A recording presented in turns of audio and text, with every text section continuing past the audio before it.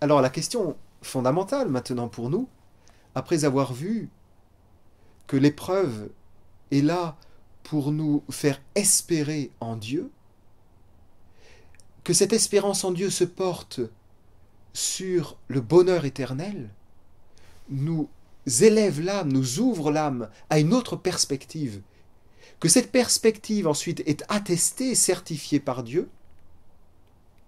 Voyons maintenant le motif que nous avons d'espérer. Pourquoi espérer? L'Église nous enseigne à la suite de l'Évangile qu'il y a 3 motifs à notre espérance. 3 bases, 3 piliers sur lesquels notre espérance se construit. La première base, c'est que Dieu est l'amour miséricordieux infini. Pesez ces 3 mots. Écrivez-les. Méditez-les. Dieu est l'amour miséricordieux infini. Il vous aime. Il vous aime. Avec miséricorde, c'est-à-dire avec pitié de vos souffrances. Vous ne le dégoûtez pas, il a pitié de vous. Et cet amour pour vous, cet amour miséricordieux malgré vos souffrances, malgré votre déchéance peut-être, cet amour-là est infini. Il n'y a pas de limite, pas d'obstacle à cet amour. Il faut seulement que vous l'accueilliez, cet amour, que vous y croyiez. Et pour prouver cela, dans notre monde, dans notre univers créé, le monde où nous évoluons aujourd'hui, pour créer cela, et pour le prouver, le Christ est descendu sur terre, et il a prouvé en acte, pas en discours, en acte. Il s'est livré sur la croix à notre place, pour montrer à quel point nous valons pour lui. Notre âme vaut tellement cher à ses yeux qu'il a donné sa vie pour nous. Ceci est un fait historique. Ce n'est pas une pieuse légende. Son sang a coulé pour vous prouver qu'il vous aime. Et voilà pourquoi ensuite Jésus se montre avec son cœur. À Paray-le-Monial, au XVIIe siècle, il est apparu à Sainte Marguerite Marie et il a demandé ensuite, à travers cette sainte religieuse, il a demandé à ce qu'il y ait le culte du Sacré-Cœur, c'est-à-dire de l'amour miséricordieux infini de Jésus pour nous, que ce culte se répande dans le monde entier, dit Jésus. C'est ça qu'il veut, c'est ça qu'il attend de nous, que nous croyions en son amour. Et Jésus dans l'Évangile dit cela, « Venez à moi, vous tous qui êtes fatigués, qui ployez sous le fardeau, sous la souffrance, et moi je vous soulagerai. » C'est la première base de notre espérance, à méditer. La deuxième base de notre espérance, c'est que Dieu est providence. C'est-à-dire que rien ne lui échappe. Ce qui vous échappe dans votre vie actuellement n'échappe pas au bon Dieu. Et alors Jésus, dans l'Évangile, en parle à foison de cela, de cette vérité. Et vous connaissez peut-être cet enseignement du Christ quand il dit « Ne craignez pas, ne soyez pas dans le souci pour votre corps, pour vous nourrir, pour vous vêtir. » Jésus, le bon Dieu, dit-il, il dit Dieu le Père s'occupe des oiseaux, il les nourrit. Dieu le Père s'occupe des fleurs des champs, il les habille. Mais vous valez beaucoup plus que toute cette création matérielle, vous qui avez une âme immortelle. Mettez-vous sous la main de Dieu. Dieu est providence. Alors, voyez-vous, lorsqu'on dit cela, peut venir à votre esprit une question, une objection en disant « Mais si Dieu est providence, pourquoi n'a-t-il pas empêché ce drame d'arriver dans ma vie ?» Précisément, Dieu est providence et il vous propose, puisque votre vie est entre ses mains, il vous propose, si vous l'acceptez, de prendre en main votre vie. Mais il ne l'impose pas. Il ne l'impose pas. Pourquoi? Parce qu'il est amour miséricordieux, infini. Il veut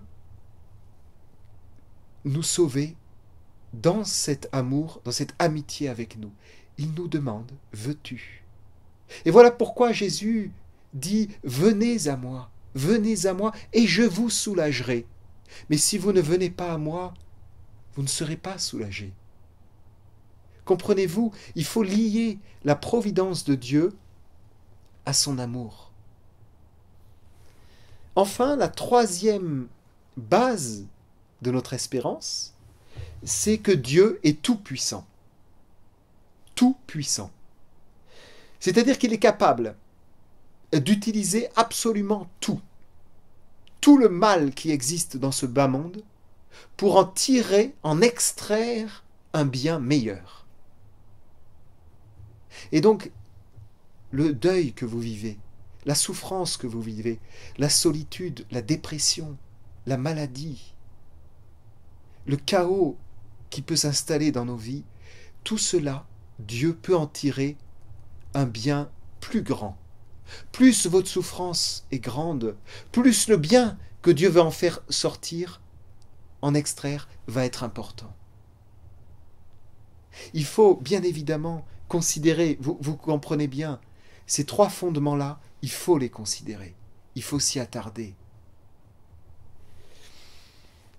Et regardez bien, dans ce que je vous ai dit, ce qui est enseigné ainsi par le Christ, si vous remarquez bien, amour miséricordieux infini, providence à laquelle rien n'échappe, et Dieu tout-puissant. Ces trois fondements de notre espérance. Il n'y a pas de limite. Il n'y a pas de limite à ces trois fondements.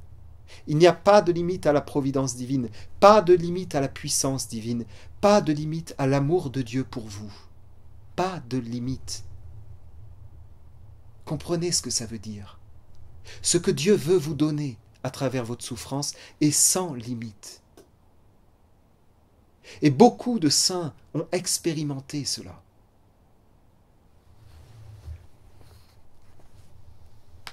Évidemment, c'est à nous à accueillir cette confiance sans borne en Dieu, ce sans borne qu'il veut nous donner. Alors ainsi, Dieu va défendre ceux qui mettent leur confiance totale en lui. Saint Paul aux Romains, qui, je vous rappelle, a été extrêmement persécuté par tout le monde, par ses frères. C'était un juif qui était très persécuté par ses frères. Il a été persécuté, bien sûr, par les païens, par les puissances politiques de l'époque, puisqu'il a même été condamné à mort. Il a été enchaîné, il a été battu, condamné à plusieurs reprises. Et il s'est dévoué sans compter. Ce saint Paul connaissait la souffrance bien plus que nous. Et voilà ce qu'il dit. Alors qu'il est dans cette souffrance, si Dieu est pour nous, qui sera contre nous? Lui qui n'a pas épargné son propre Fils, mais qui l'a livré à la mort pour nous tous. Comment, avec lui, ne nous donnera-t-il pas toutes choses? Voilà un homme qui expérimente en son âme cette confiance sans borne. Lui qui a souffert, lui qui a été persécuté, qui était en prison. Voilà l'épanouissement que peut produire dans l'âme d'un homme qui souffre cette confiance sans borne. Déjà dans l'Ancien Testament, le livre de la sagesse au chapitre 5 nous dit « Le Seigneur protégera les justes qui mettent leur confiance en lui, et de son bras il les couvrira comme d'un bouclier. » Ou le psaume 90, que je vous conseille de dire souvent. C'est notre prière du soir dans l'église. au compli du dimanche. C'est ce psaume 90 ou 91 selon la numérotation des Bibles. Ce psaume 90, c'est un hymne à la confiance en Dieu. Et il commence ainsi: celui qui demeure habituellement dans le secours du Seigneur bénéficiera de la protection du Très-Haut.